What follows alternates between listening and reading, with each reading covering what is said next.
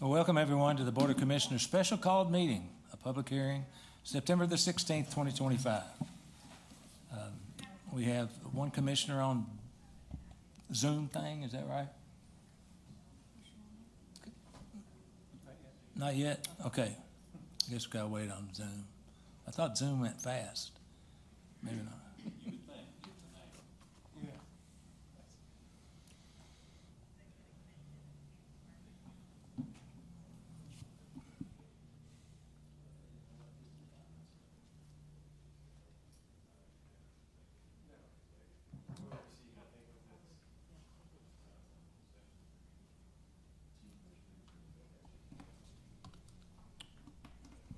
Okay, this time we'll have a roll call by City Clerk Beth Davis, please.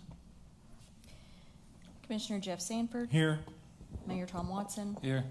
Commissioner Curtis Maglinger. Here. Mayor Pro Tem Bob Glenn. Here. And Commissioner Sharon Neesmith is not on yet. She's not on yet.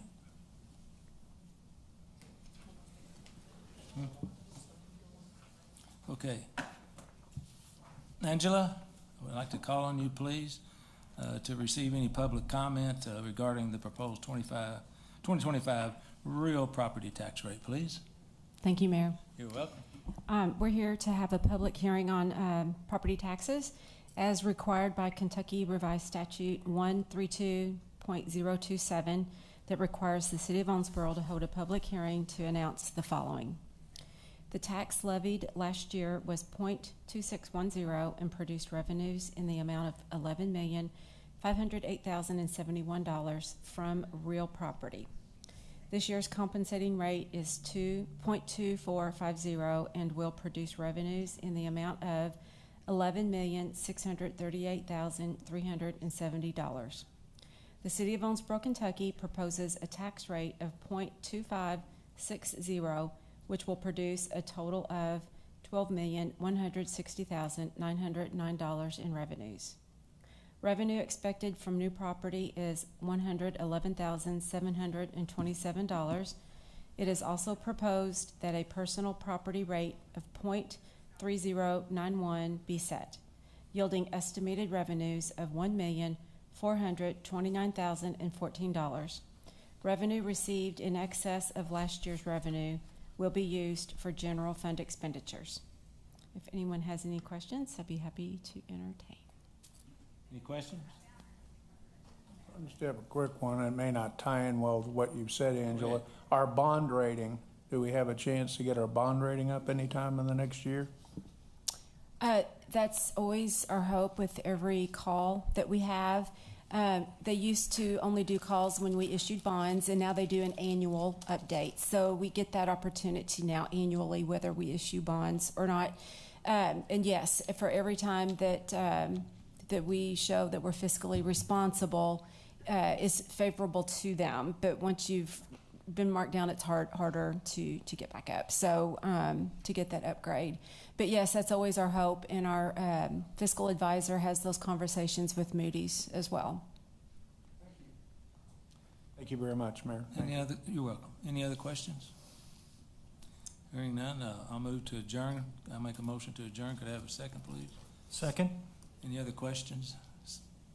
Hearing none, all in favor indicate by saying aye. Aye. All opposed, motion carries. We are adjourned for the public hearing on. Now we got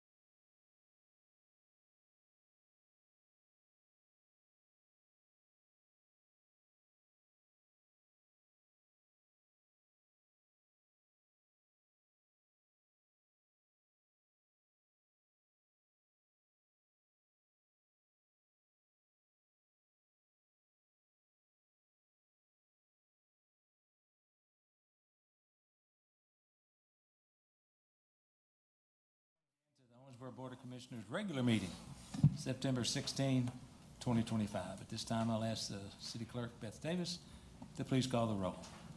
Commissioner Jeff Sanford. Here. Commissioner Sharon Neesmith. Here. Mayor Tom Watson. Here. Commissioner Curtis Maglinger. Here. Mayor Pro Tem Bob Glenn. Here. Thank you. This time, I'll ask you to please stand and remove your lid if you have one. And for the invocation and the pledge by Commissioner Maglin. Let us pray. Dear Heavenly Father, thank you for bringing us together today. Open our eyes to the opportunities you give us to serve others and strengthen our community. Remind us of the values that matter most and give us courage to always do our best for your glory. Guide us in every decision we make. In Jesus' name we pray. Amen. Amen. I pledge allegiance to the flag of the United States of America and to the republic for which it stands, one nation, under God, indivisible, with liberty and justice for all.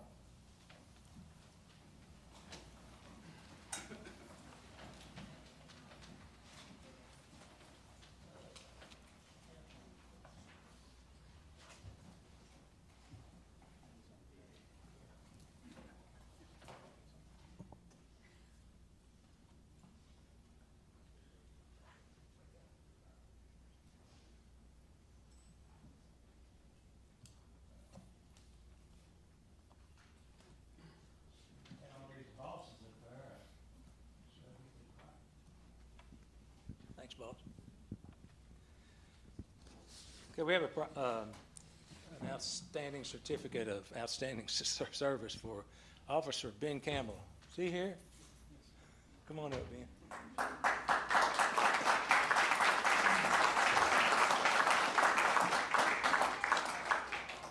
Officer Ben Campbell joined the Owensboro Police Department on October the 24th, 2005, after graduating from Pensacola Christian College. He has diligently served Owensboro for 20 years as a patrol officer in the patrol division. Over the years, he has also served as police training officer, shaping new recruits and preparing them for a career with OPD. Officer Campbell completed assignments on all 3 patrol shifts, with the majority of his time spent on the 3rd shift, where he committed to maintaining peace and order while most of the city residents were sleeping. As a senior officer on the 3rd shift, he also served as a role model to the younger officers, providing an example of professionalism and dedication expected of an OPD officer. Officer Campbell's commitment to service to our citizens, his fellow officers, and the Owensboro Police Department has been significant. We want to thank him for his service to our community. All right, thank him.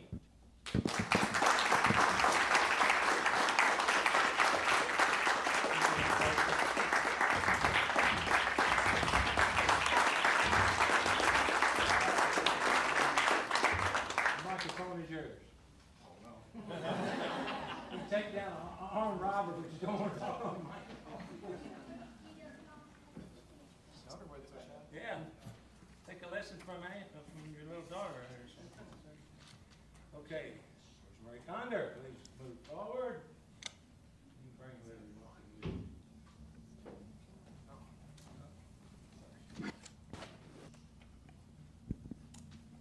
Hello. How are you? Great, thank you. We're going to give proclamations, all right? Yes, You ready? I can. I'm ready. I should, yeah. Do you think I should? Yeah. City of Owensboro proclamation on behalf of our citizens and all our employees and all our retirees. Whereas children under age 4 are at high risk of serious physical injury or death as a result of child abuse. Whereas Kentucky has a higher rate of sustained child victims under the age of 1 than the national rate. Whereas research from pediatricians has led to a tool called 410 Faces Bruising Clinical Decision Rule. That's a mouthful. To help identify bruising in areas that are cause for concern on children younger than 4 years of age. How can you do that? Whereas 10-4 Faces P says that any bruising on a child who is not yet pulling up or taking steps, especially for those 4 months of age and younger, and any bruising on the torso, ears, or neck, that's the 10 part, as well as the Freeland angle of the jaw, cheeks, eyelids, subjunctive, that's the faces, and patterned bruising are significant red flags for child abuse, and they need to be reported.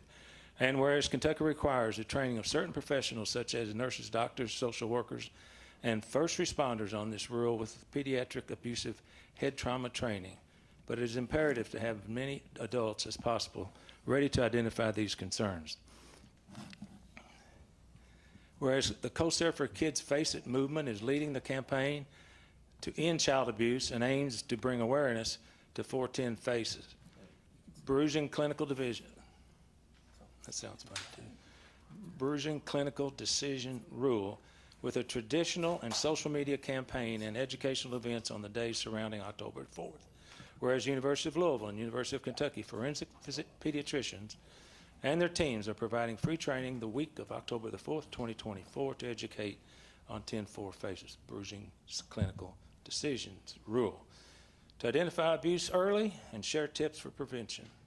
Therefore, I, Thomas Hart Watson, Mayor of the City of Owensboro, do hereby proclaim October the 4th, 10-4 Day in Owensboro and urge all citizens to do the same to help in preventing child abuse.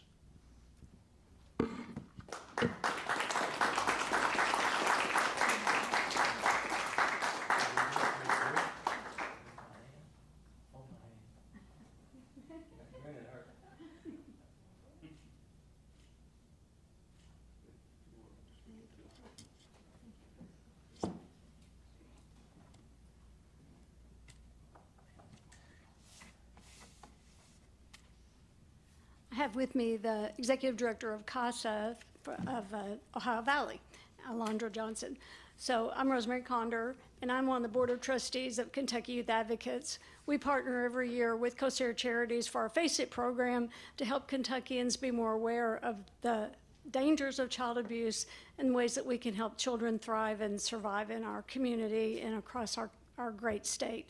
So we appreciate the commission allowing us to get this proclamation, and it will be all across Kentucky. There are free seminars for any in the public that the organizations will put on through the website, Face It. So it's great to have that education and that information about unexpected and unexplained bruising in children. It's not our job to prove that something has happened, but it's our job to protect the children by having it reported so that it can be substantiated if necessary. Let's see. Which is a great segue, I believe, to CASA. So if you guys feel the need, CASA stands for Court Appointed Special Advocates, and we advocate for children in the family court system due to abuse, neglect, and dependency. We run off of volunteers that do the work. They go visit the children, get to know them, go to court, advocate for what's in the child's best interest. So if anybody has a need to volunteer and be a part of CASA, I encourage you guys to look us up on Facebook or the website, or just stop by our office down on Frederica. Thank you. Thank you.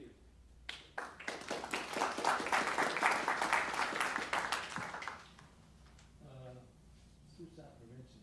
This be bring the troop up. Just me and you. By now, you should know how to pronounce my name, you know? Figueroa. That's what it said. Like Figaro, yeah, that's what it said. Figaro. Okay, with me, we have the Vice President of Population Health of the Phelps, will you come with me? And the VP of Operations, Kate Gaddis, and Facilities, Dale, Mr. Dale. I call him Mr. Owensboro. Good ears. Yes, that's right. And Christy, Director of Communications. Hello, Christy. Yes. Yeah, Hawaii. It's been good. Okay, here we go. City of Owensboro proclamation on behalf of all our citizens, all our employees, and all our retirees. Whereas the month of September is recognized nationally as Suicide Prevention Month, a time to share resources, foster understanding and hope, reduce stigma, normalize help seeking, and support those who may be struggling. And whereas suicide is a leading cause of death in the United States, affecting millions of people every year of all ages, backgrounds, and communities, and leaving lasting impacts on families, friends, and loved ones. Whereas raising awareness of suicide prevention efforts is vital to encouraging opening conversations about mental health.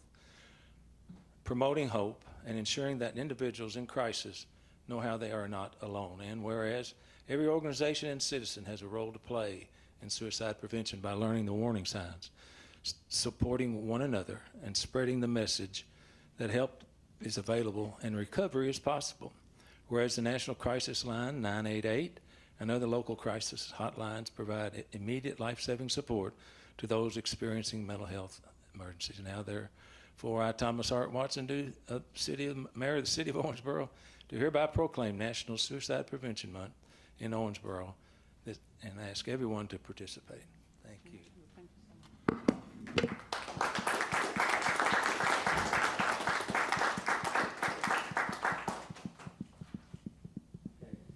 You got the mic. Put the 2-minute thing on. 2 minutes, okay.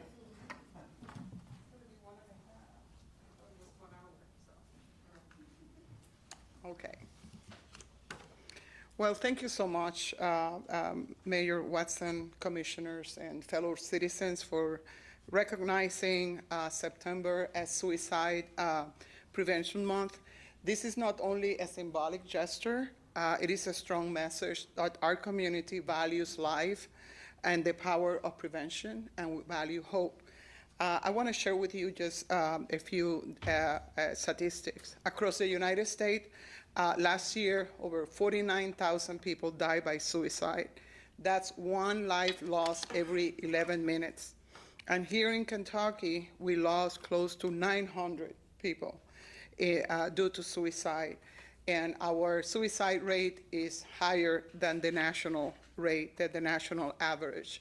And there are some populations that are at a higher risk. Our youth, they are this is the second highest cost of death among our youth and also among our veterans.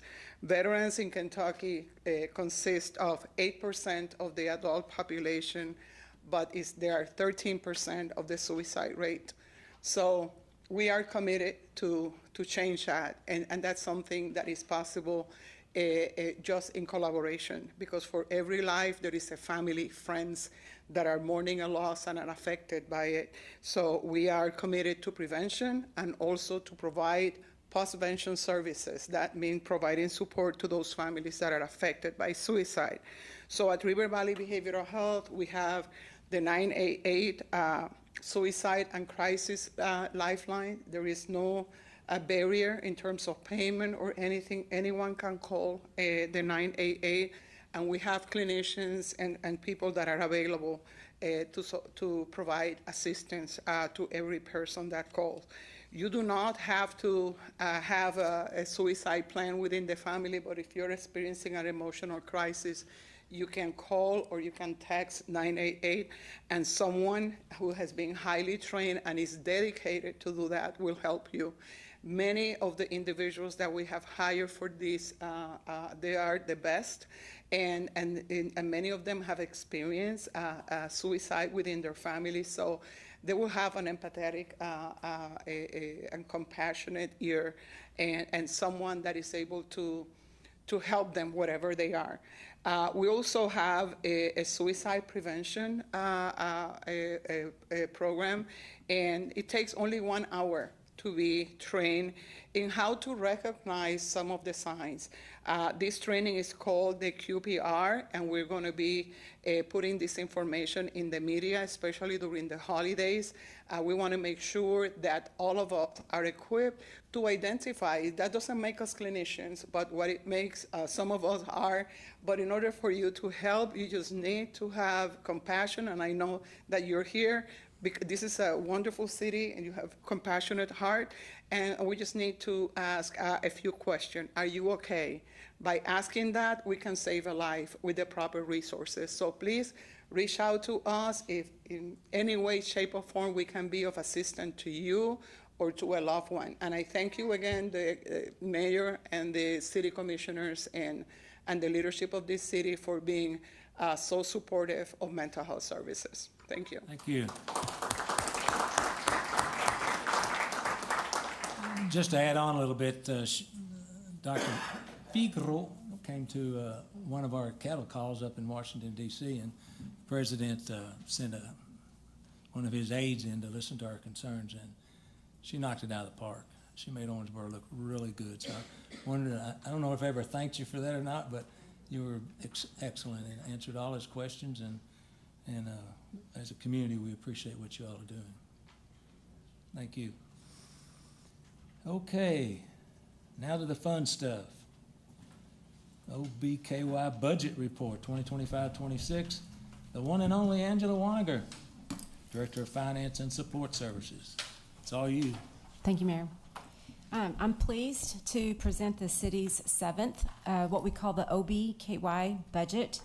What this is a condensed version of our 300-page budget document. It is a user-friendly summary and is available on the city's website on our finance page. This report was launched in 2018 following OBKY recommendations. This report is designed to be easily accessible and understandable for the general public, providing a clear snapshot of the city's annual budget. Key components of the OBKY budget include communication from the city manager, financial outline, overview outlining revenues and expenditures for every city fund with a focus on the general fund, strategic goals set by the Board of Commissioners, and information on the city's current debt service. And that's just a sampling of the different things that are in the booklet. Each OBKY budget reflects the elected officials serving during the fiscal year. We recognize and thank them for their leadership and commitment to guiding the city's strategic direction and long-term success. In the OBKY budget, we also include the city's organizational chart. You can find it on page 4 of the OBKY budget. It illustrates departmental structure and reporting relationships across the organization, as well as the complement of full-time employees and the non-full-time employees. This is a chart kind of depicting what pages 7 and 8 in the OBKY report reflects. It provides a breakdown of the general fund revenue sources by type and expenditures by department, as well as by spending category. So it shows where the money comes from, and it shows where the money goes from on the general fund, which is the main operating fund of the city. The visual pie charts in the OBKY budget, this one illustrates how the general fund expenditures are allocated. As you can see, salaries make up 68.2% of our expenditures, and this is due to the city being a service-driven organization, so that is the bulk of our expenditures. As you can see, that 73% of that 68.2% supports your public safety services. And for the last slide, another snippet of what's in our OBKY budget. The OBKY budget includes an overview of the city's debt obligations, including annual debt service amounts and the designated funds responsible for payment. So for those that aren't very familiar with our debt structure, each fund has a designated revenue source that pays the debt service. So, you know, just here at a glance, you can see that the general fund is only responsible for 3.4% of the total debt, and that is less than 1% of the total general fund budget.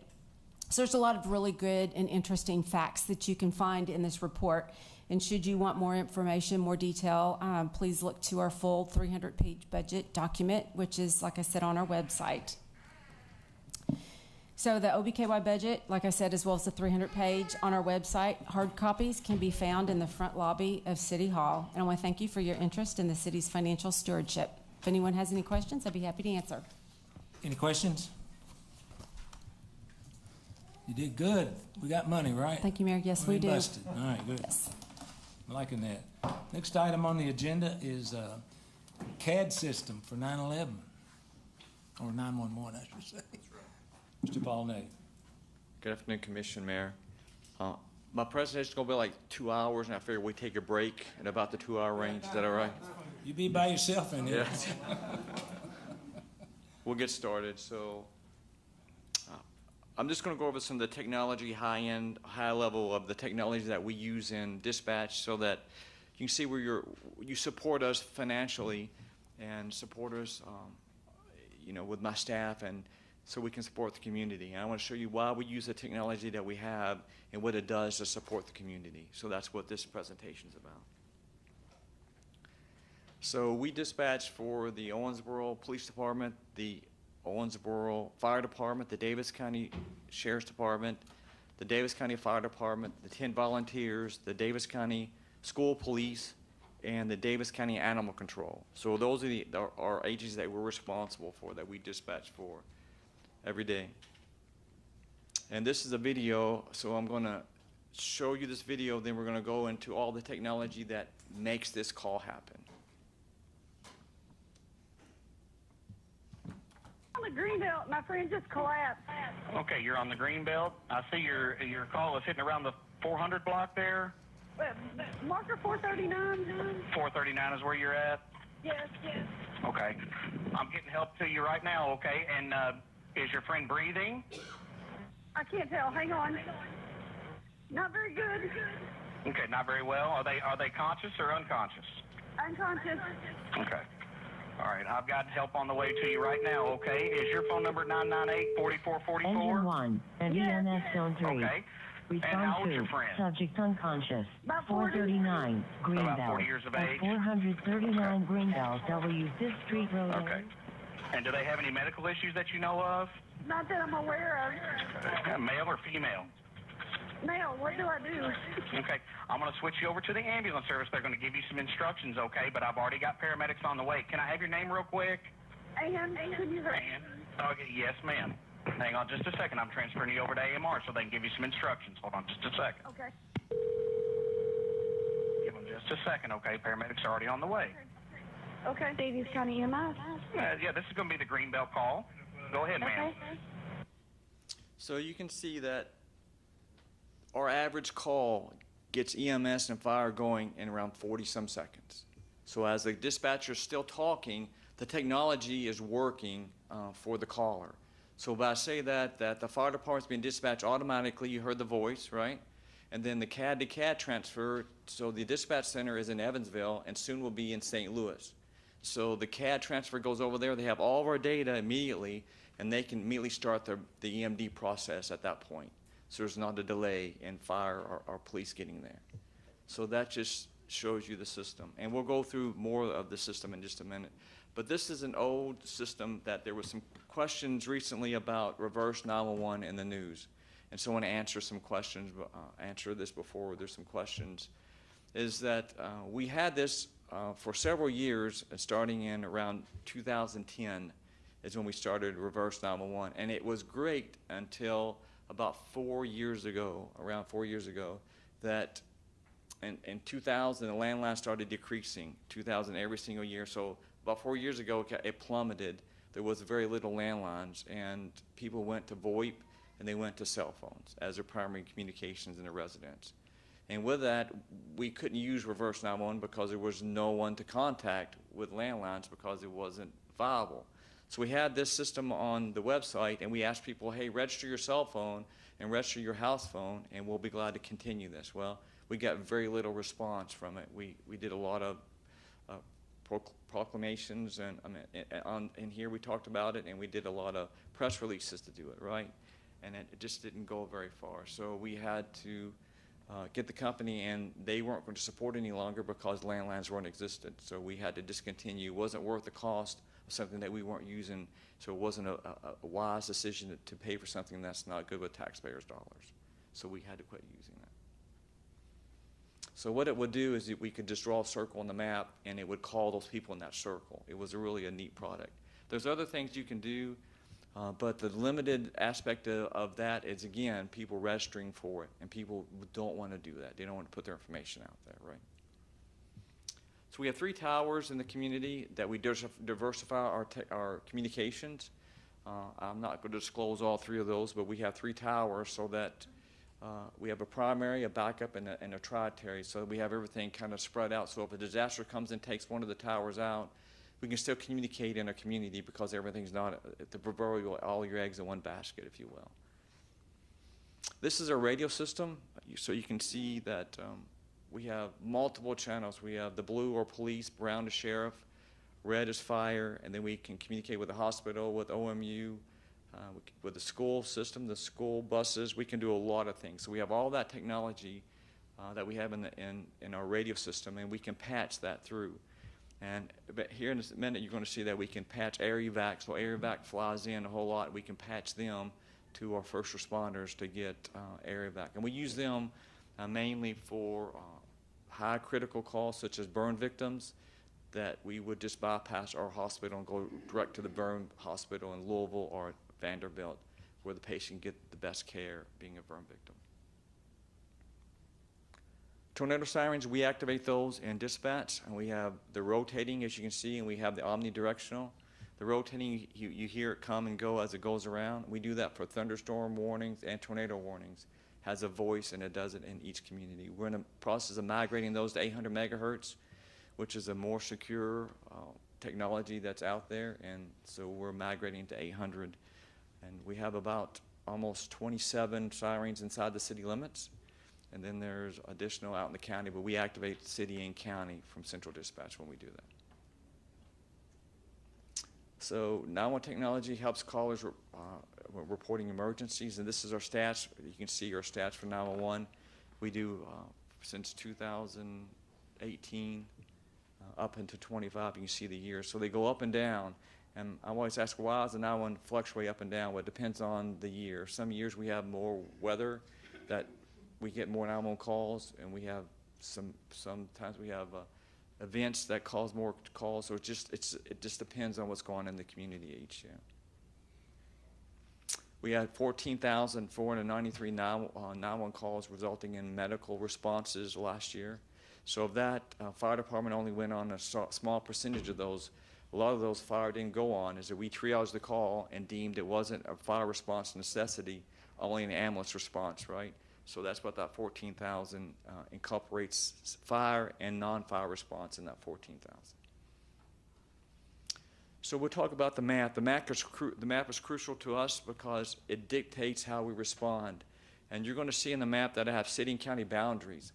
So the house may be county and the street may be city, or the street may be city and the house is county. Well, my dispatchers are trained to triage the call to get that, to facilitate down to the groups level, to get where the caller is. And the map dictates that. So Brian's group, or OMPC, is one that does the addressing for me and maintains that, special for parcels, but in apartments, GIS does that. But we have every apartment in the community down to apartment level and suite level in the community, so it'll give that information. And you can see we have block ranges. You ask me, why do we have block ranges? Why is that necessity? Well, if the accident's in the block range, that gives a different response compared to if it's a structure address. So that's why we have block ranges. This is example when the 911 call comes in. It will give us a recommendation. So wherever it hits in the lat long, it says, hey, these are the nearest addresses to that location, and you can choose those, and it gives us a percentage of which is the closest one to choose from. So we'll validate it with a caller, click on that, and we can rock and roll. We're ready to get the call out in 40-some seconds using the technology. This is a call that if it's offends somebody, it's a screaming call. I don't want to offend anyone, so I want to make sure we're prepared for this call that's coming up. So our dispatchers take a lot of different calls, and sometimes they're really heart-wrenching calls. And this is a small example of one that they have to maintain, triage the call in order to get help to someone.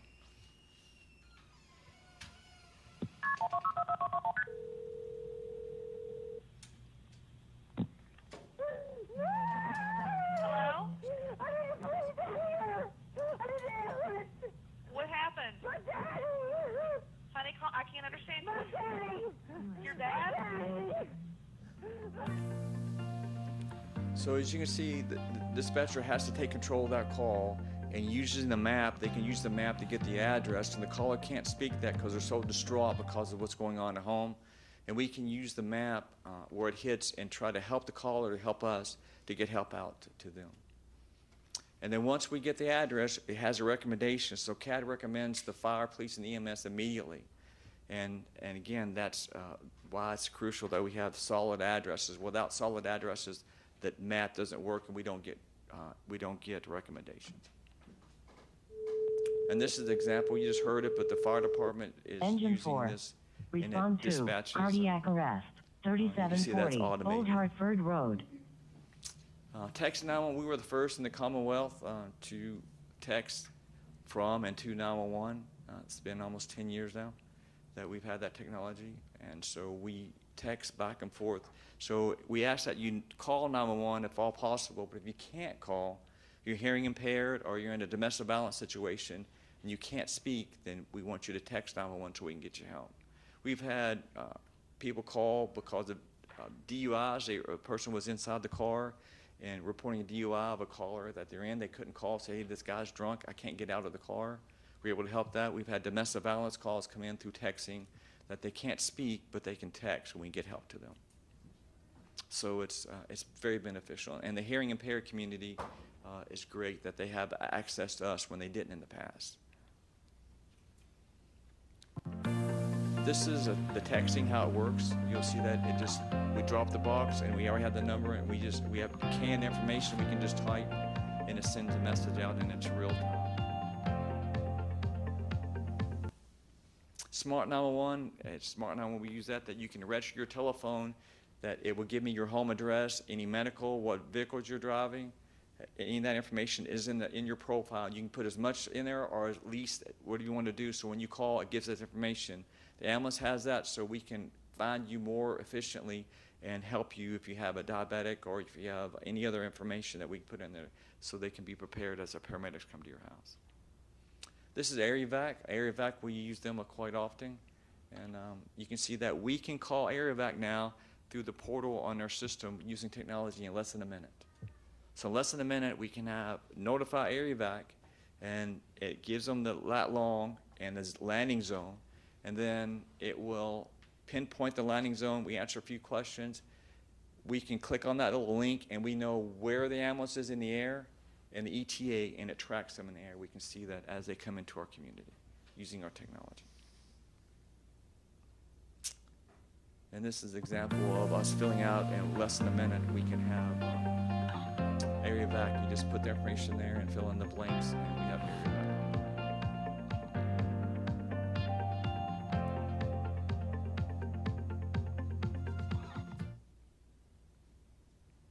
What three words? What three words is embedded in every 911 call that we get. And what three words is, you can see right here is the City Hall. And it's hard to see, but there's little bitty squares all around that parking lot, a 10-foot by 10-foot square throughout that parcel. It's throughout the whole world. What three words? So when the 911 call comes in, it gives me, for every square, there's 3 different words. I can type those words into this What Three Words program, and it pinpoints to that little square in that parking lot. Why is that important? So if you're in a field or in a four-wheeler accident or something like that, and you're in a field, then we can pinpoint to that little bitty square, that 10 by 10 square, and find you. Or if you're in the city and you're hiding from someone, and we can find you that way also. So there's probably 100 squares in that parcel. We can pinpoint every single one of those. We have surrounding county roads, so that if a 911 call hits close to that or they're in a pursuit, we can track the vehicles as they go in another county and let the surrounding counties know what's going on. So there's an example of city-county boundaries. So if the 911 hits over on the other side, we know to transfer the call. It gives us that recommendation as the call comes in. And this is an example of city and county, so you can see the different colors. Some are city and some are county, and this is on the west part of the town on Bitter Road. Some of those are in the county and some are the city, but they're still right in the streets in the city. So we have to deal with that constantly, of city-county boundaries. And the bypass is city-county. It goes all around the bypass. Parts of it's in the city and parts in the county. Some of the exits on one side are in the city and the exits on the opposite side are in the county. And so that puts a lot of different stress on my dispatchers getting the right response to the right agency.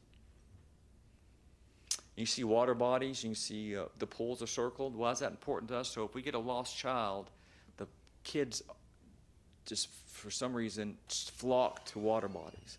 So if we have a 3-year-old that's missing in the summertime and they can't locate it, we tell the fire department when they're researching, hey, we have water bodies in these houses. You need to go to these pools first before you go anywhere to see if the child's in the pool. so that we can try to save a life. And we've done that before by using that technology. And air photography, we fly over every 2 years. I know we spend a lot of money, but it's crucial to us. We have updated air photography to locate things and see things that we can see and send that to the MDTs as they're patrolling. The other biggest thing is Amanda can attest to this, is the trails that we have out there off of Ben Halls.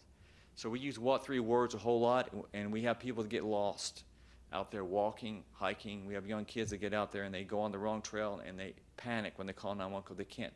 They're in all those woods and they don't know where to get. And so there's markers that has green, red, and blue, and if the kid can find, I'm on blue something, then we can find you in there, right?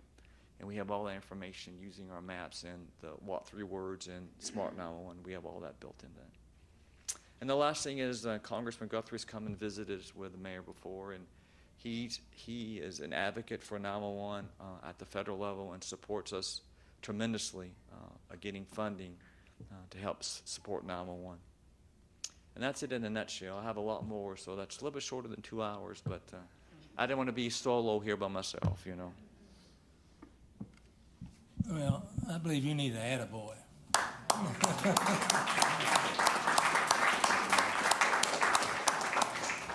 Thank you, Paul. That's very impressive. And well, thank you. I appreciate what I do. I mean, I love my job, and I truly care about the community and what I do for them. But thank you, Mayor. it's obvious. Thank you, sir. You have a question? No, I was going to mention just something to Paul real quick. Is that okay? Or $5. No, Paul, in a time where we don't hear a lot of good stories, and I have a real quick one. 2 weeks ago, we're traveling back from Rough River. Mm-hmm. We come into Whitesville. My wife's was having severe pain, turned into chest problems. Call 911. Fast, patient, calm, and really took care of my wife and I. Dispatched us to EMS. Ended up going to the hospital, good gallbladder. So it is so important that we have 911 in our community. Your team is saving lives. Thank you very much. I appreciate that. Thank you, Mayor. You know, Commissioner, I say this every time, that no one knows what day you're going to have to call 911. No one knows. But when you do need it, we're here for you. We have professional people working for us that can take care of you. Thank you. Thank you, Mary.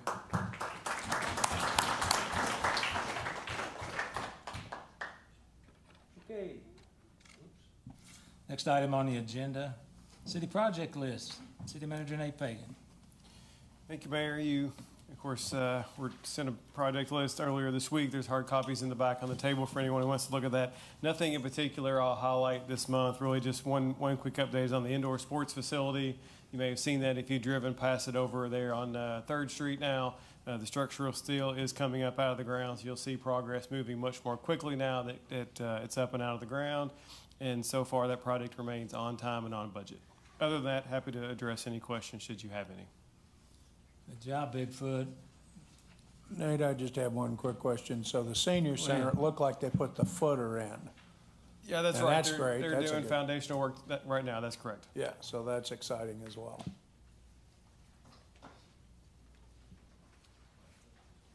That it? Okay. Okay, at this time, we consider the approval of the minutes dated September the 2nd, 2025. I'll make a motion to approve these minutes. Could I have a second, please? Second. Thank you. Any other discussion, deletions, or additions? Hearing none, all in favor indicate by saying aye. Aye. Aye. Ah, another precinct heard from.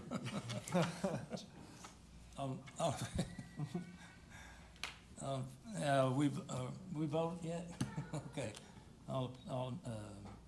Motion is approved. There you go. This time I'd like to consider these board appointments. Dugan Best Neighborhood Alliance, we appoint Charles Hatchett, Bobby McCormick, and Cecil Phillips to a 2-year term, effective September the 26th, 2025. I make a motion to approve these appointments. Could I have a second, please? Second. Thank you. I don't know what we're gonna do when those 3 guys get out, because they're always stepping up. All in favor indicate by saying aye. Aye. Scares me every time. All opposed? Hearing none. Approved. Ordinance, roll call. Ms. Davis. Ordinance 14-2025, an ordinance approving and adopting text amendments to the Owensboro Metropolitan Zoning Ordinance for the cities of Owensboro and Whitesville and Davis County regarding revisions to Article 8, Schedule of Zones, specifically regarding shops of special trade and general contractors. Read for approval on second reading the 16th day of September 2025. Make a motion to approve. Could I have a second, please? Second. City manager, please. Yes, Mayor, this is second reading of an ordinance amending the zoning code. Owensboro Metropolitan Planning Commission Executive Director Brian Howard briefed you at our last meeting. Brian is here tonight should you have any questions, but in summary, this change allows trade and general contractors to locate in certain business zones with a conditional use permit. So right now, I think the example you used last time, that if, say, Commissioner Maglier wanted to start Maglier Plumbing and Heating, it's relatively restrictive where he can do that. It would have to be an industrial zone, and this makes it easier for him to locate that new plumbing and heating shop in certain business zones with a conditional use permit. So it's still evaluated and reviewed to make sure it's an appropriate location. Thank you. Any other discussion? Okay, roll call. Commissioner Sanford, Yes. Commissioner Neesmith, Yes. Mayor Watson, Yes. Commissioner Maglinger, Yes. Mayor Pro Tem Glenn. Yes. Thank you. Motion is approved. Item 6B, please. Ordinance 15-2025, an ordinance amending Chapter 4, Article 1, Section 4-2 of the Owensboro Municipal Code, and further creating a new section in Chapter 4, Article 1 for the keeping of chickens within the corporate boundaries of the city, and further providing for requirements and restrictions for the keeping of chickens within the city, and further providing for a permit and for penalties for violation of Chapter 4, Article 1. Read for approval on second reading the 16th day of September 2025. Thank you. City manager. Yes, Mayor, this is second reading of an amended ordinance allowing chickens within the city of Owensboro with reasonable restrictions. So currently, our ordinance prohibits keeping chickens in the city. This amendment is drafted, responds to requests from residents who would like to keep a small number of chickens for personal use, similar to what many other cities in Kentucky already allow. The proposed ordinance includes clear limits and safeguards to ensure that chickens can be kept responsibly and without creating a nuisance for neighbors, with the following restrictions in place. Up to 6 female chickens may be kept. No roosters or other fowl allowed. Chickens must be kept and remain only in the backyard of single-family homes in areas zoned for that use. They cannot be kept at apartments, multifamily residences, or businesses. Chickens must be kept in secure, covered, predator-proof coops that are sanitary, ventilated, and must provide at least 3 square feet per chicken. The coops must be located at least 10 feet from a property line and 40 feet from a neighbor's house or business. Chicken feed must be stored in rodent and predator-proof containers. A $25 permit is required. Permits to possess the chickens can be revoked if those standards I just read are not followed. It's important to note that this ordinance would not override any deed restrictions. So if your neighborhood has deed restrictions or neighborhood covenants prohibiting chickens or wildlife, that would remain in effect. And in short, this gives gives residents the opportunity to keep a small number of chickens for personal use while maintaining protections for neighbors and neighborhoods. Thank you.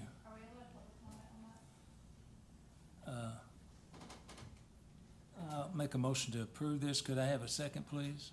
Second. Okay. Any further discussion from the dais? Commissioner Sanford. Just to make this clear, City Manager, so HOAs, so if there's an HOA and they say this would not be allowed, the HOA overrides what we're doing here.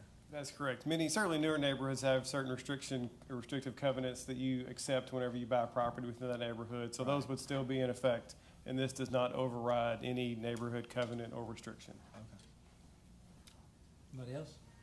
Just got one comment. We've got all these programs for sustainable agriculture throughout a community where they take kids out to the farm and they say, this is where your food comes from. From what I can see, that's what this would do. The second is many cities, I think it's up to 33 communities in Kentucky already do this. So, just for the record. Any other? This time, if anybody would like to make their way to the microphone, We'll entertain a 3-minute talk from the public. Please state your name and address for the record.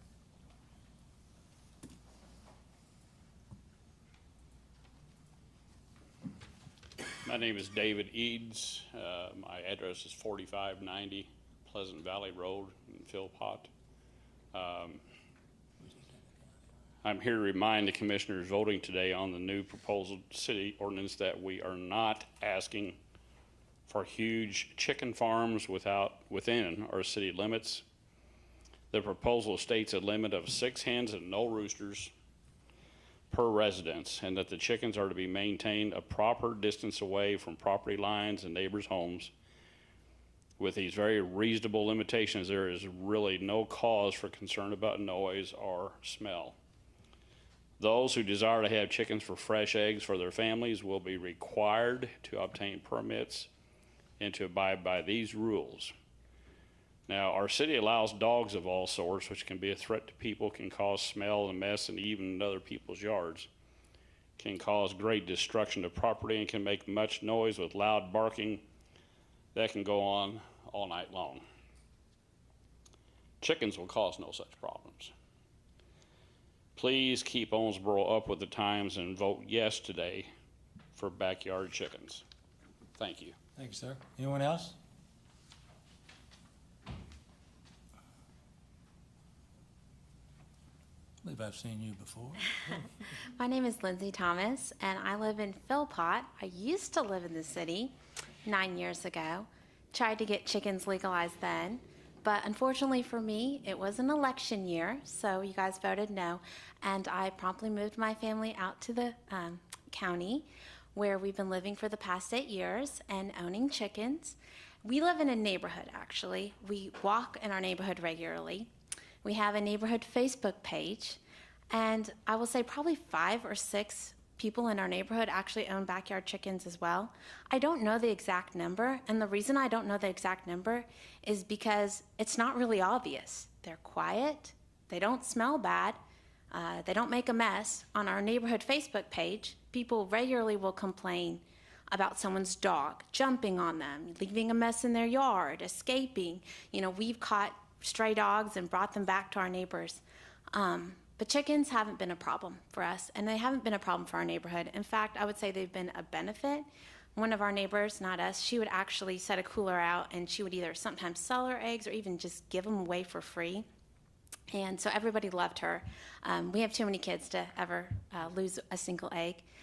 So I would just encourage you to vote yes on this. I like what Commissioner Glenn said about, we took our kids to take a kid outdoor day a few weeks ago, and my kids loved it. And Poultry Farmers of Kentucky, I think that was their name, they showed up there, and they had a chicken demonstration. And the chickens that we own are really my daughter's chickens. She takes care of them. She's learned responsibility. My kids all love to go out there and collect the eggs. Our chickens have names like Popcorn and Buttercup, and they are her pets. So I just want to encourage you to vote yes on chickens. Thank you. It's like a barbershop. Next. Hello, my name is Shelby Eads. My address is 3507 Hawthorne Drive, Owensboro, Kentucky. So commissioners are entrusted with guiding our city through growth and necessary improvements. With that, our community depends on you all to be open to new ideas and solutions. So with the research done by City Manager Nate Pagan, Owensboro is behind the times, noting that he noted that 15 comparable Kentucky cities allow hens without significant issues. Owensboro is continuing to grow in population, with majority being working age. This is a strong base of residents contributing to the economy, raising families, and shaping community expectations. As more people live and work here, city ordinances may need to adapt to reflect evolving needs. Change isn't unusual. It's a natural response to population growth and general shifts. Updating ordinances is part of how cities stay attractive, livable, and competitive with peer communities. I would just like to end by encouraging you all to highly consider voting in favor of the new ordinance for backyard chickens. I also urge you all to think about the long-term benefits this ordinance can bring to our community. Allowing residents to raise chickens promotes sustainable local food It promotes healthier eating habits, it teaches responsibility, and it strengthens our community. Concerns about noise or cleanliness are manageable with clear guidelines which have been proposed, and together we can create a neighborhood that is more self-sufficient, educational, and connected. Thank you all for your time and your service to our city. Owensboro's future is bright, and I trust that with open minds and collaborative spirit, we'll keep moving in a direction that benefits us all. Thank you. Thank you. Anyone else? Okay. Okay, so my name is Diana Friend. I'm at 316 Hale Avenue, apartment 19B. And I just want to say, first of all, gratitude for everyone who is working to instill real food security with the eggs, and we really appreciate all of your efforts in furthering that manner.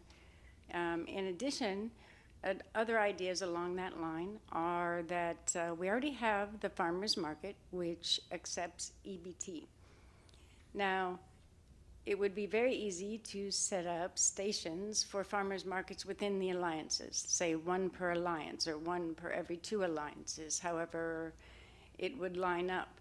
But that would make farm food, local farm food, accessible to all of our people immediately rather than waiting. And I know there's changes in the season as to what's available, but there's usually milk. There's usually something when nothing else is available, so there's options. In addition to that, the whole idea is promoting real food. So, community gardens. And so, again, one of those in each alliance, right, promotes family unity between all of the members of the area, which is something that I think is important as we go along and we get bigger, or as changes happen. Either way, point is, access to that food is getting more and more important these days. I have 10 years experience with organic farming. I'm willing to partake in helping out with the Northwest Alliance, since that's where I reside currently, with whatever needs to be done, organizing, whatnot, for the community garden right there, and they got plenty of room for it. So any input on that aspect as well as the chickens would be appreciated, and thank you for your time. Thank you. Anyone else?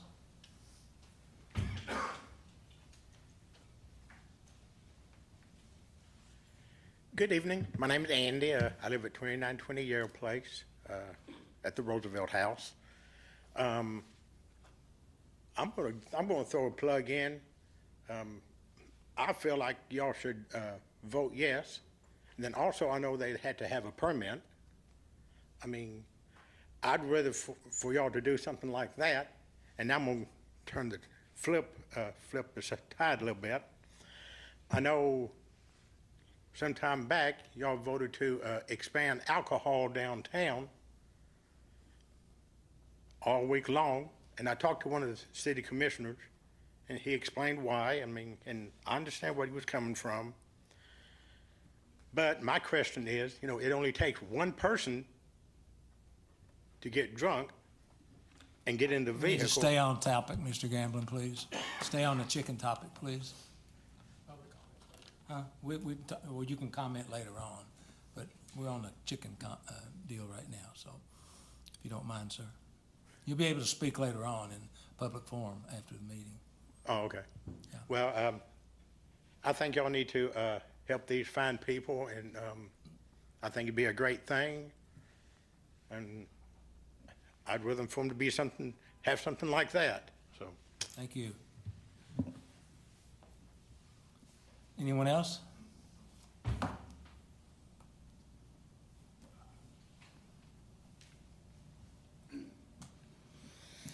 Hello. Hello. My name's Michael Hamlet. I live at 6160 Sutter Loop West.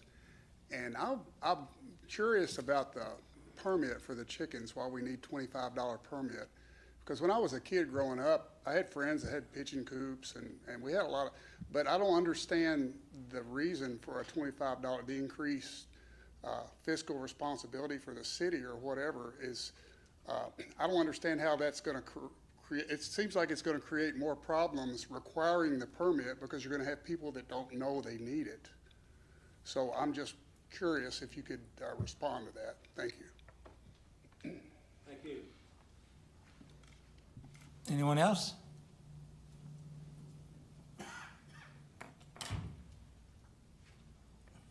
Uh-oh, the cops are here.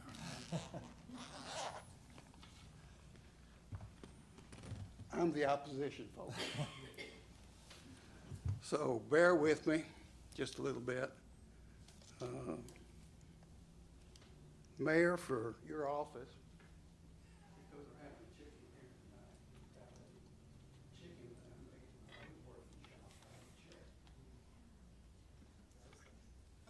That's a rooster. That ain't a chicken. Well, that's a chicken. That's made out of American cherry.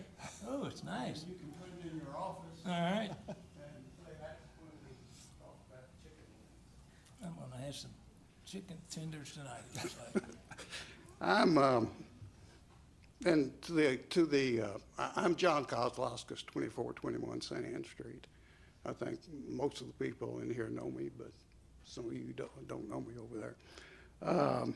And I apologize to the commissioners that I didn't answer the phone if you called me, because after 41 years of having a phone tied to my side, I don't answer it like I used to. So I apologize to you too. I've got just a little bit different experience with chickens, and it goes back to, believe it or not, the 50s and 60s when chickens were all over Owensboro. And my grandmother down on Independence Avenue had a chicken coop out back next to the coal building. And as a teenager and youngster, I used to have to go out there and mess with those chickens. And I'm not very fond of chickens. I have to be honest with you. I just don't care for them that much. And I'm not going to go into the long dissertation about how they can draw ticks, fleas, flies. Chickens eat and chickens poop. And if people don't, with best intentions, they buy chicken coops, and if you don't clean up after them, it's not like walking a dog, twice a day. You've got to clean out a chicken coop every day and take care of your chickens. So it's not as easy as some people might think that it is. Now, 1966, when I went on the police department, we had a lot of calls about chickens. Noise, people letting chickens get out. This was kind of funny. This is the truth. We had one woman that continued to call us. Her chickens escaped out of the coop and wanted police officers to come down and help her catch her chickens because they got out of the coop. But we had dogs, getting into coops. And about 80% of our calls concerning chicken coops had to do with neighbors. Chicken coops don't make good neighbors. I'm sorry. One of the things that concerns me is that, and I'll get this in just a minute, that the ordinance is just a little constrictive. Darlene and I live at 2421 St. Anne Street. Oh, I'm sorry. Can I continue? Yes, sir. Okay. Just a little bit longer. Okay. And I've got a lot to say, Mayor. I know you do. And we're fortunate that we live right in the center of the city. We're in walking distance of Kroger's, Starbucks, Walgreens. It's a walkable neighborhood. The bank's right across the street from us. We're 1.5 miles from the waterfront, 2.5 miles from the bypass. So we are right in the middle of the city. And if this ordinance is passed, believe it or not, my neighbor at 2423 would fit within this ordinance right here to put a chicken coop in right in the middle of the city, where employees of Independence Bank could look at the third floor window and say, oh, look, there's a chicken coop. maybe the Chamber of Commerce could put on their brochures unique things about Owensboro, the oldest sassafras tree in the world, and the only city in Kentucky with a chicken coop right in the middle of the city. Something to think about. I don't know if the mayor would want to brag about that or not. But anyway. Could you wrap it up? Could you wrap your comments up? You want me to quit right now? If you're at a good stopping place, yes. I'm not at a good stopping place, but if you won't let me finish what I've got to say, I'll quit.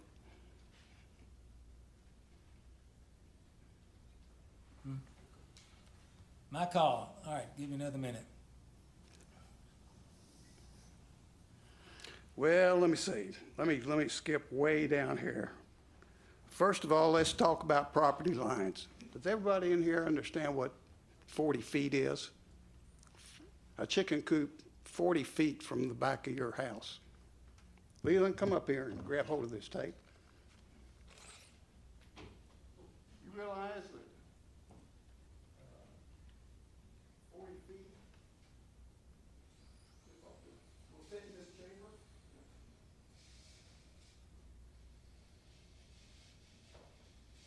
Keep going. Chief, go to the mic. Go to the mic so people can hear you. 20 feet. That's how close a chicken coop would be to the back of your house. Now, my house is 37 feet from the street, from St. Anne Street. It goes 50 feet to the back of the back of my house. And I can't put a chicken on my property, coop on my property, but my neighbor can. Can't hear you without the mic. I'm sorry. And if my neighbor would decide to put a chicken coop on his property, you know, it would be right next where I'd have to walk out on my deck and look at the chicken coop every time I went out, drank my morning coffee, and or drink a wine and glass of wine in the evening. And I don't want to do that. Also, my garage out back is finished, and I have a porch, you know, with my smoker and my barbecue grill out there. And with the lines that are drawn on right now, if my neighbor was to put a chicken coop back there, he'd be 13 feet away from where I do my chicken. Just one thing, and I've got a lot to say here, but just one, I'll go on down through here, and because the city attorney made a statement in the paper that only a few people would take advantage of this. Now, I don't know what a few means. I don't know whether it's 3, 4, 5, 10, 50. But we've got over 60,000 people in the city of Owensboro. And my question is, if we have an ordinance that has worked for a number of years, why are we changing that ordinance just for a few? That's not the way it's supposed to work. Okay, let me hit one more point, and then I'll shut up, because this is important. Section 3. Nothing in this section 2 of this ordinance shall be construed to prohibit property owners or association from establishing new or enforce existing any private property or association. Well, you addressed that a couple of minutes. We're saying a private property owner. Now, if the city attorney will just bear with me here just for a minute. You've got any property owner, which is a single person. Is that correct? Are you reading from the ordinance? Yes, I am. Then you've got it in front of you. Yeah. It says to prohibit any property owner or association.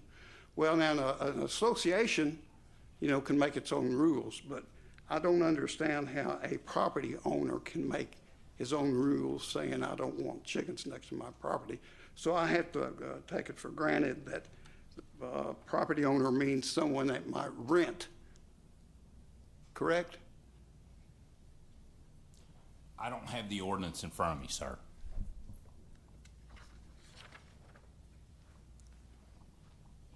I'll be glad to read it.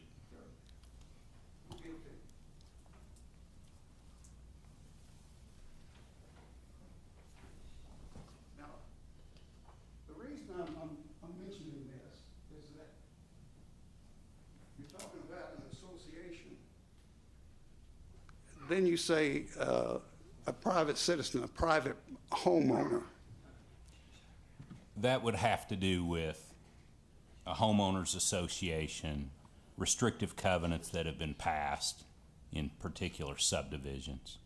So some subdivisions have rules that say you can't have I animals. understand That's that. what that refers to. And I'm all favoring that. But you're saying private property owner. That's one person that's not with an association. Is that correct? You could have a developer who owns a subdivision, okay, before he sells units, he can have restrictive covenants, and so Yes, I that's what it's understand that. referring to. I understand that.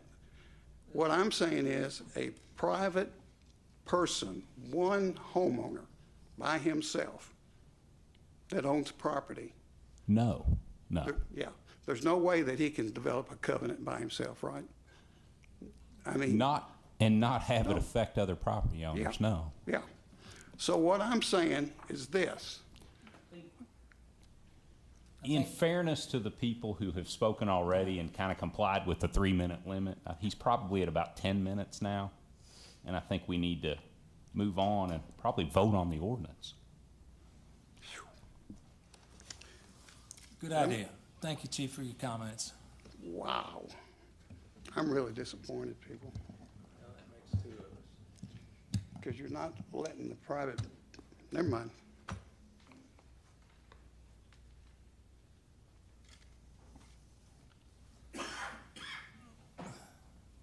Any comments from the dais?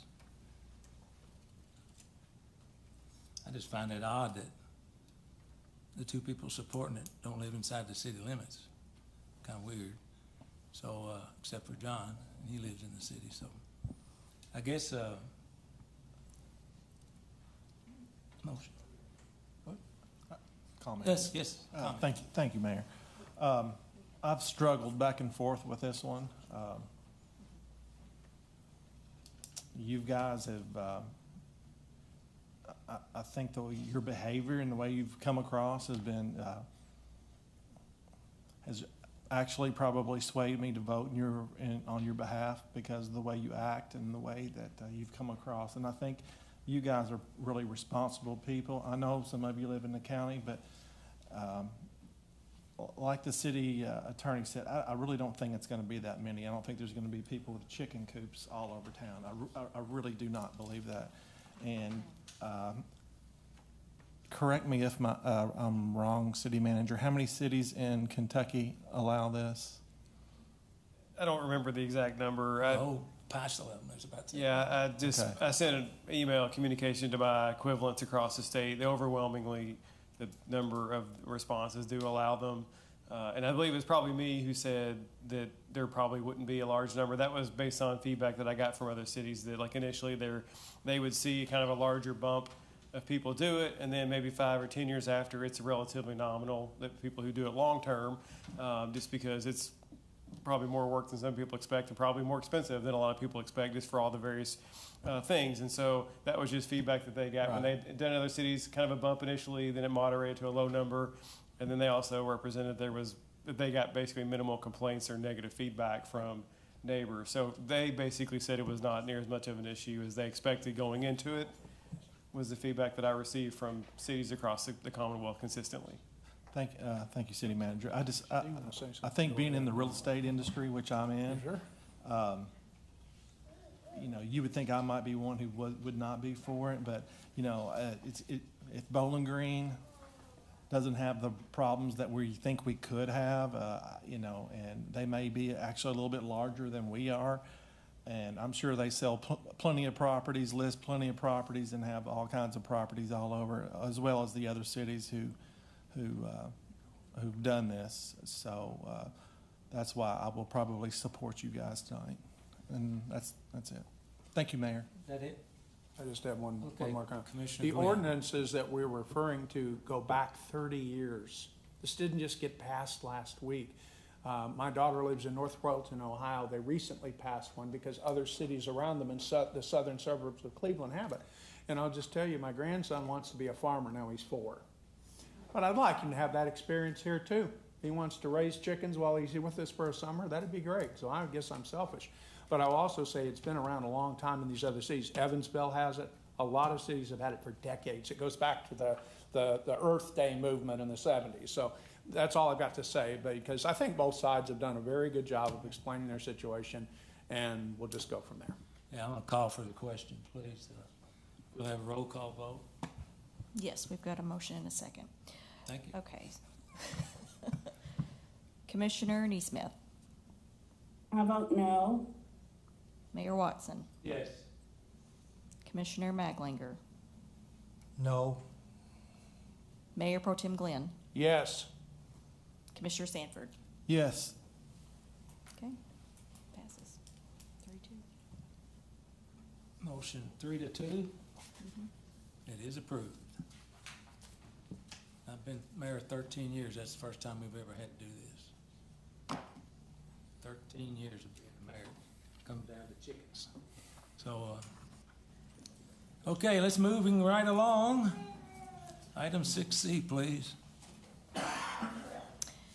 Ordinance 16-2025, an ordinance levying ad valorem taxes for municipal purposes for the fiscal year commencing July 1, 2025 and ending June 30, 2026 at the rate of 25.60 cents per $100 of assessed valuation of real property, 30.91 cents per $100 of assessed valuation of personal property, and 30.30 cents per $100 of assessed valuation of vehicles, and providing for the collection and apportionment of same. Read for approval on second reading the 16th day of September 2025. Thank you, City Clerk. I make a motion to approve. Could I have a second, please? Second. City Manager, want to put a bow on that? Yes, this is second reading of an ordinance setting 3 different property tax rates for this year. The most well-known is the tax on real property or real estate.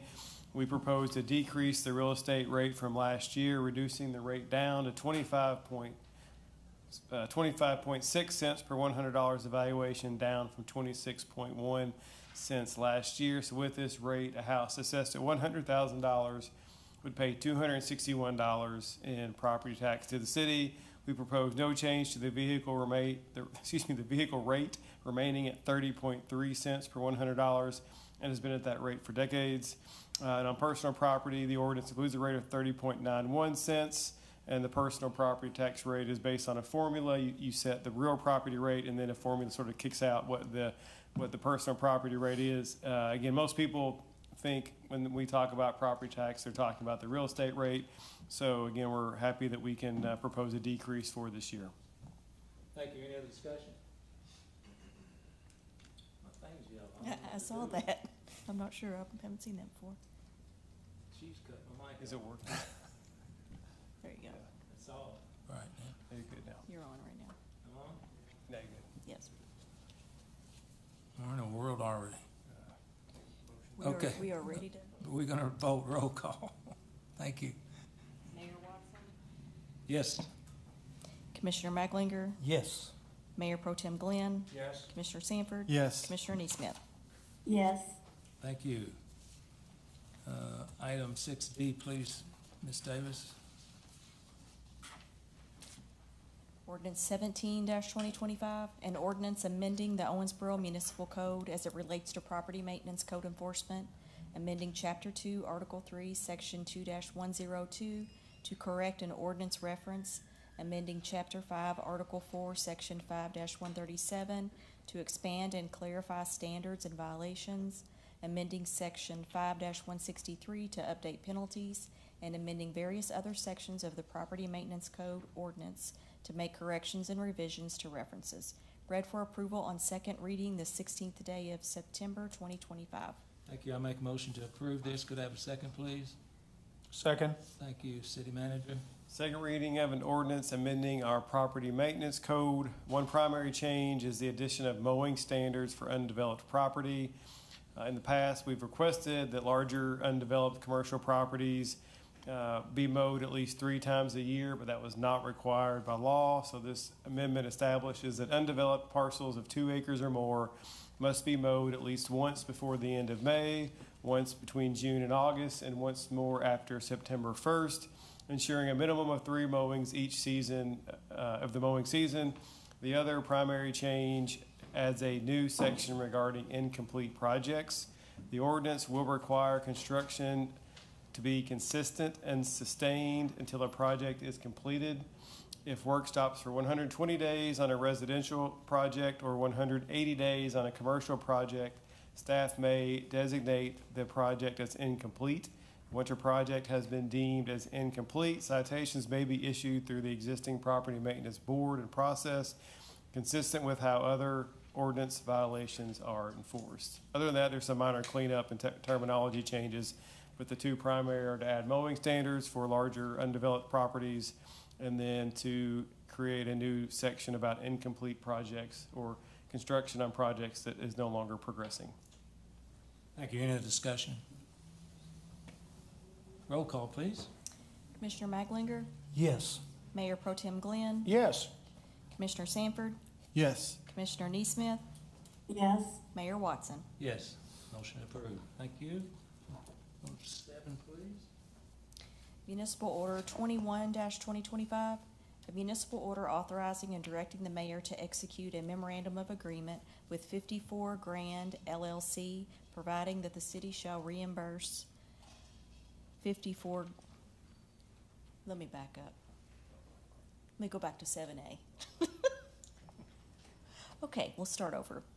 Municipal Order 20-2025, a municipal order authorizing and directing the mayor to execute a real estate purchase agreement for the acquisition of property located at 3001 Highway 54, declaring the property as surplus, and further authorizing the mayor to execute a deed transferring the property in accordance with KRS 82.083 to 54 Grand LLC.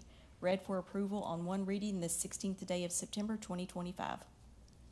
Thank you. I make a motion to approve. Could I have a second, please? Second. City Manager, please.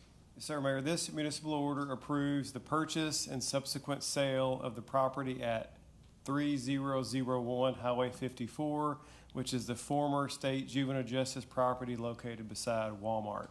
The site has been vacant for several years and has become overgrown and now presents a negative image for the heavily developed Highway 54 corridor.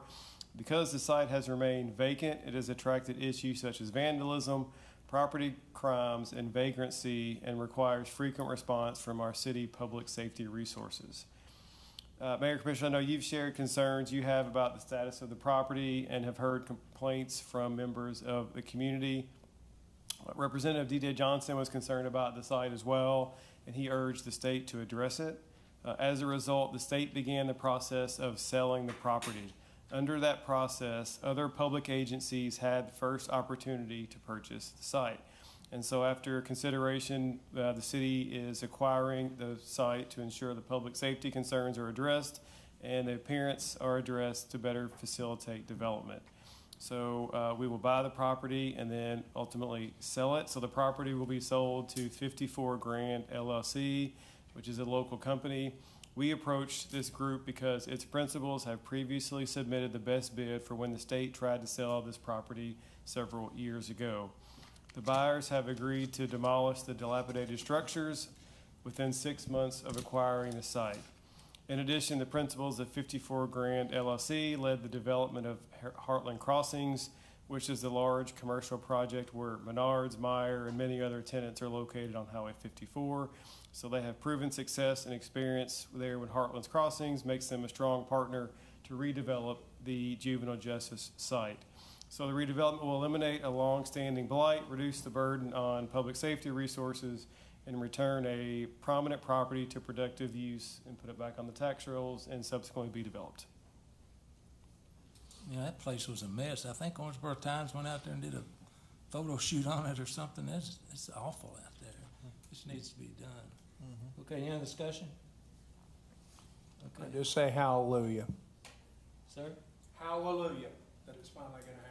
Oh, is that a vote? It will be a vote. Okay. All in favor indicate by saying aye. Aye. All opposed? Aye. Do what? There's a delay. Yeah. Motion carries, thank you. Now we'll go Now, to your favorite 7B. Sorry, I scrolled down too quickly. I've been with you a long time. Getting ahead of myself. I don't ever remember you doing it. You always corrected me. I got ahead of myself. Municipal Order 21-2025, a municipal order authorizing and directing the mayor to execute a memorandum of agreement with 54 Grand LLC, providing that the city shall reimburse 54 Grand LLC 75% of the total ad valorem excluding school tax, general fund net profits, and general fund occupational tax revenues derived from property located at 3001 Highway 54 containing 14.183 acres, more or less, over a designated period of at least 5 years. Read for approval on one reading the 16th day of September 2025. Thank you. City manager, please. Yes, as the clerk just read, this municipal order approves the incentive agreement with 54 Grand LLC at the former state juvenile justice property that we just discussed. This is largely a standard incentive package where the company will get a 75% general fund rebate of incremental taxes for a period of 5 years. Not knowing what may develop at that site, we did give them a little bit longer of a time period to activate their incentive. Typically, when a developer basically has a project and we start, at this situation, we approached the company about developing it after we were buying it from the state, so we thought that was fair to give them a longer window before their incentive period activates. And then again, not knowing what may develop, we do have a provision that if the investment exceeds $50 million, then the incentive period extends for 3 additional years from 5 years to 8. And that's very standard for us, that if they do a larger investment, they get a larger rebate period. So it's largely a standard rebate or incentive for us, with just a little bit longer for them to get developed because we approached them instead of them bringing a project to us. Thank you. I make a motion to approve this. Could I have a second, please? Second. Any other discussion? Hearing none. All in favor indicate by saying aye. Aye. All opposed? Motion carries. Thank you. City manager item. Yes, first personnel appointment, so probationary status, full-time, non-civil service appointment of Teresa Jarrett, bus driver, dispatcher with Public Works Transit Department, effective September 21st.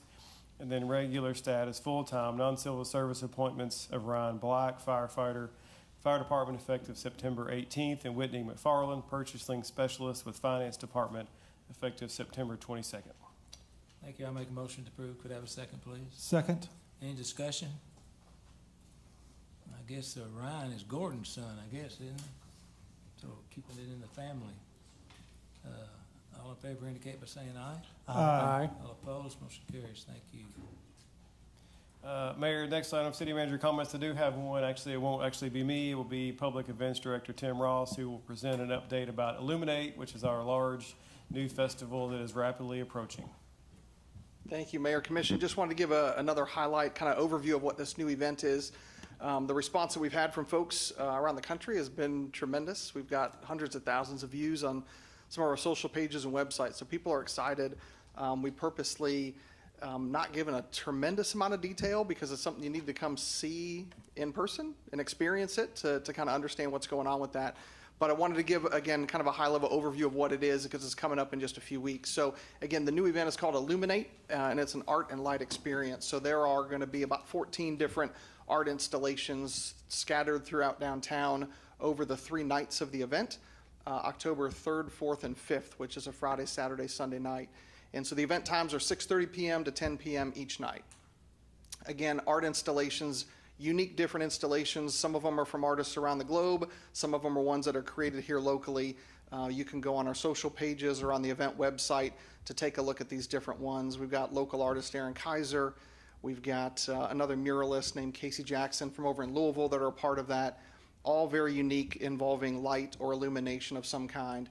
And so a handful of them there that you still see. So one of the things that we wanted to do, there's lots of cities around the country that do events kind of in a similar style, but they've all got their unique niche way that they want to present them. And so one of the things we wanted to do is to create some great partnerships, and we're excited that we've got a lot of different community groups participating. Here, the drone show, people that talk about it, this event, Illuminate, is much more than just a drone show. That's one of the 14 or 15 different things that are happening kind of simultaneously throughout the night. But the drone show is kind of a signature element of it. 300 drones that'll be doing their show both at 7 o'clock and 9:30 each night. So in essence, you could come down with your family and friends, come early, see the drone show early in the evening, and then meander around throughout downtown to see the different art exhibits. Or maybe you want to go out to dinner at 6:30 or 7 o'clock and then look at the different exhibits and catch the later show at 9:30 before the event wraps up at 10 o'clock each night. So drone show will be 2 times a night. Again, the partnerships we've got, excited that Owensboro Symphony is a part of this. On Friday night, they've got their traditional symphony stroll that they've been doing for years. And so they'll have 5 or 6 different ensembles that'll be spread out throughout the different art exhibits. And then on Saturday and Sunday night, Music Studios has got some tremendous dance teams with the youth and the teens in the community that they work with. They're going to do a huge flash mob down in McConnell Plaza on Sunday night as well. Owensboro Public Schools is going to have a walk-through art gallery on 2nd Street. Davis County Public Schools is a part of that with an art gallery as well. And Bluegrass is certainly a part of this event as well on Saturday night with some bluegrass ensembles. Again, thanks to partners like Visit Owensboro, Owensboro Health, numerous different groups that are all a part of making this new event that we've got happen called Illuminate. Again, check the social pages, October 3, 4, and 5. But happy to answer any questions. What's a flash mob? Flash mob is a whole big group of people that do a dance routine. And so it's significant in Music Studios. Leanne, she is excited about everything she does at Music Studios. Yep, and she's thrilled. She's got a huge group that she's been working on to do this as part of kind of the closing out stuff on Sunday evening. What's the parking going to look like? It'll look very similar to what we have for the air show or for July 4th or any of those. We've been working quite a bit with OPD and our street team. The garages will be open. It'll be challenging, no doubt, just like if you come down barbecue weekend or air show. If you want to park nice and close on 3rd Street, you might want to get there early. But traditionally, parking is not a major concern when we do these big signature events because there's so many ancillary streets and areas for people to get to. But don't plan to show up at 7:30 or 8 o'clock and think you're going to park on 3rd Street. It'll be a little tough. But we've also got an interactive map that folks will be able to get a couple weeks before the event, where they can find the different art installation locations scattered throughout downtown, QR code, and you can follow it on your phone and get information about each of the installations and right where they'll be located at. Or we can follow the mob. Or you could follow the mob. Got you. Anybody else have any questions? Thank you. Thank you.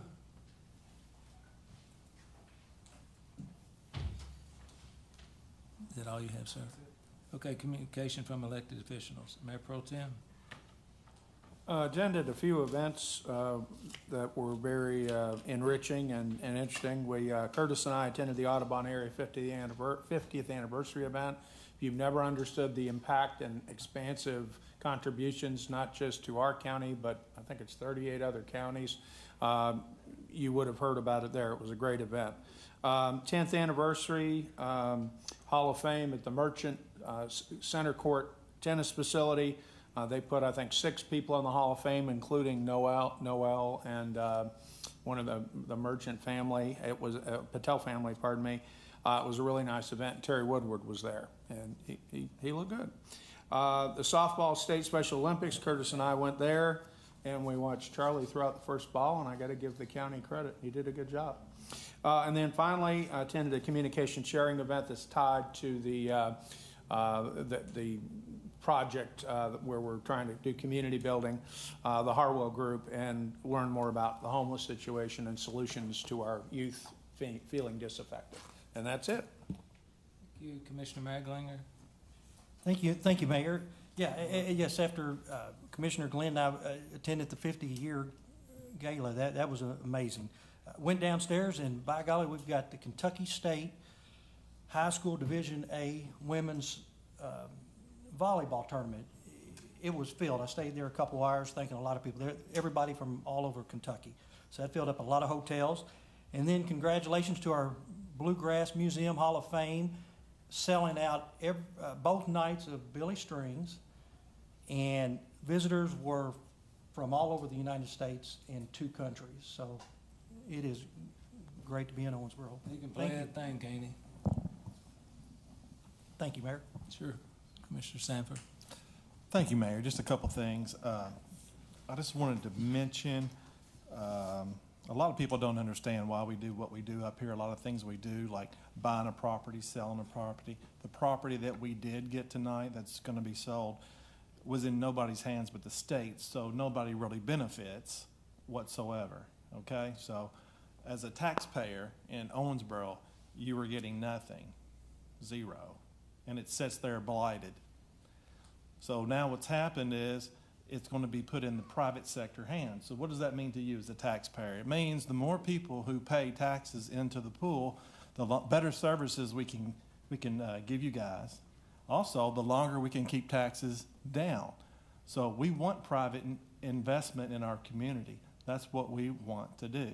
So, you know, a lot of times you see on social media people that really don't know what they're talking about make comments, but I just wanted to make that clear, that if you're getting 0 and now you're going to be getting something back, I think it's a good thing that what we've done out there on 54.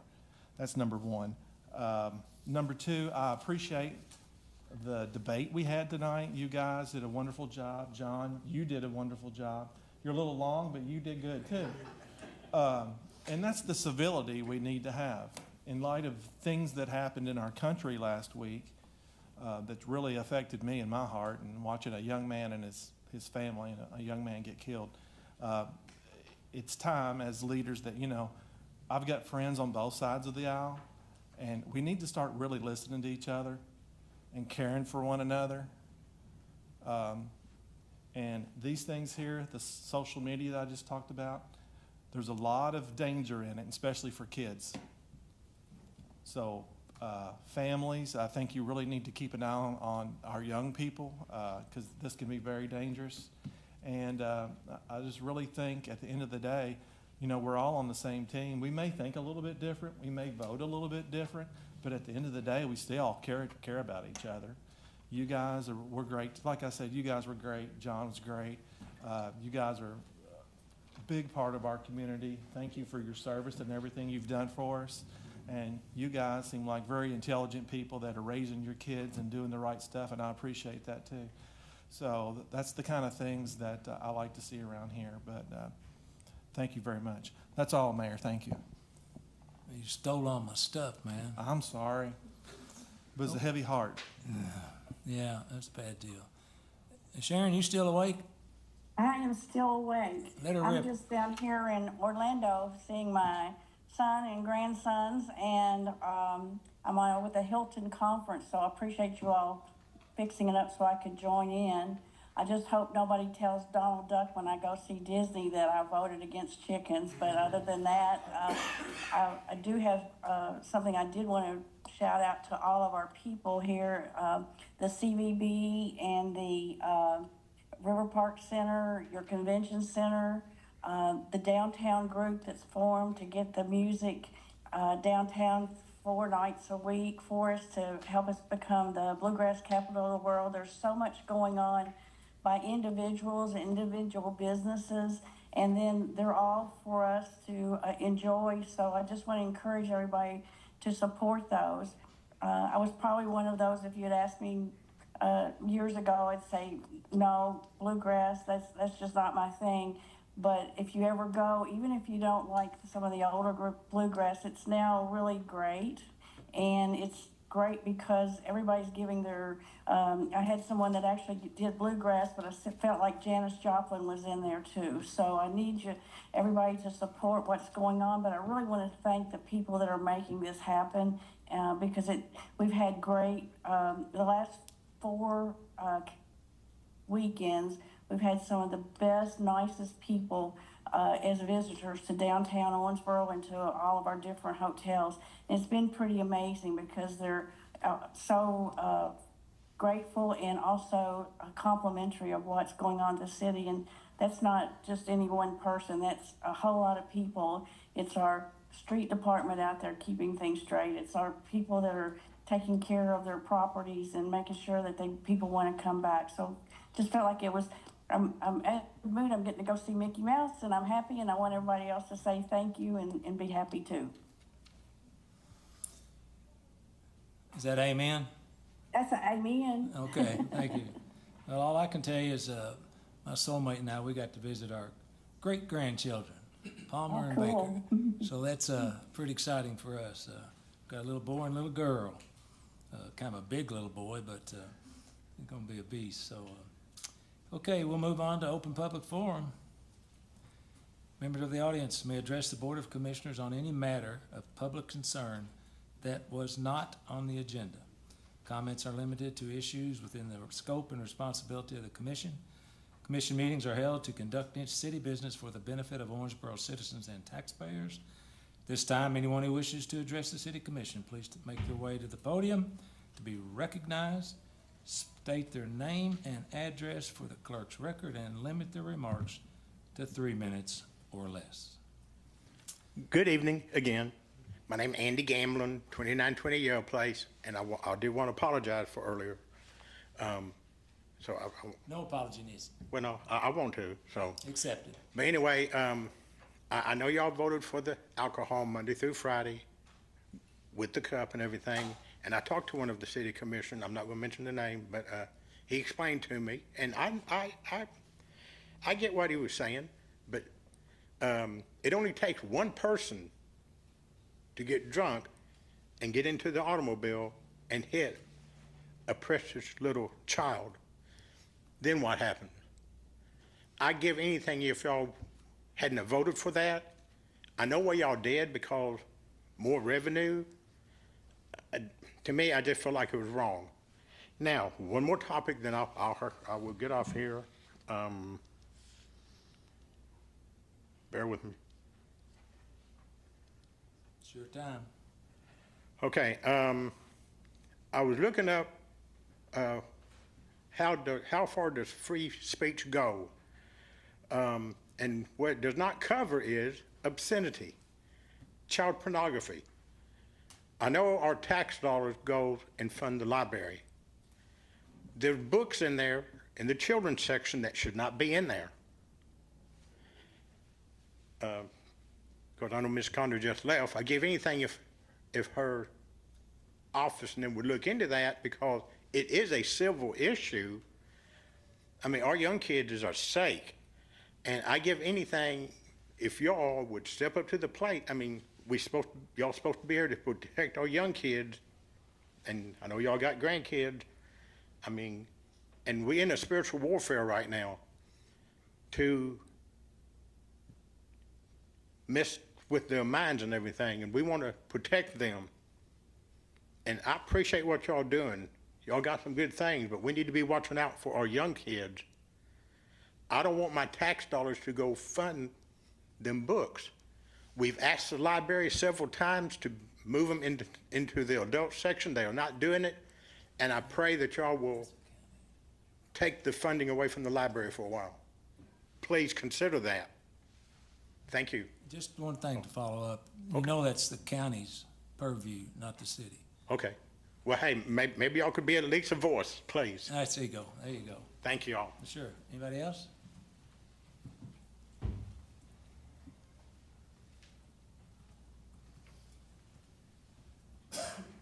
Hello again. Hello. My name is Mike Hamlet, and I live at 6160 Sutter Loop. And I'd like to follow up a little bit on Andy's topic about the taxes, because I was kind of shocked when I looked at my property tax bill and saw where the money was going. Most of it's going to the schools and the library. Well, my kids are homeschooled. I mean, my grandkids are homeschooled. All my children are grown. So that's that money is going to be spent in a public system that I feel needs to represent my interests. And traditional family values and morality have been in a decline in this country since I've grown up. I mean, I grew up in the 60s, and traditional family values were everywhere. Everybody had a normal family.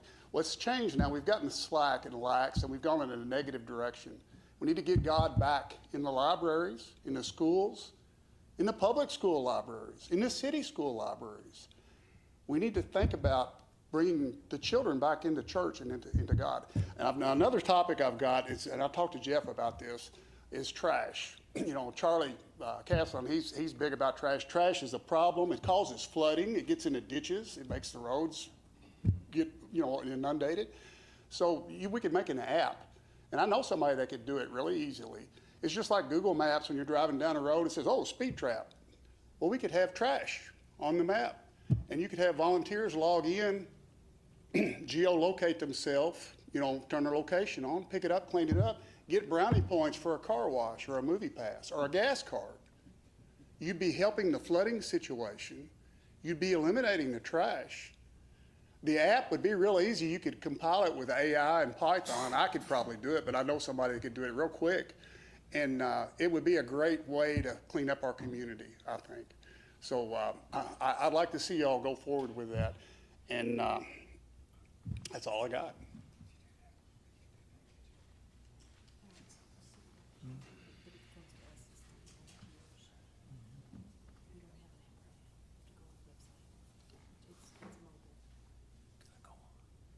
Anyone else? Well, since it's been a real short, non-contentious meeting, I wish everybody a nice evening. Go home and get you something to eat, and see us again. We love you having y'all in the people's house. God bless and take care. We are adjourned.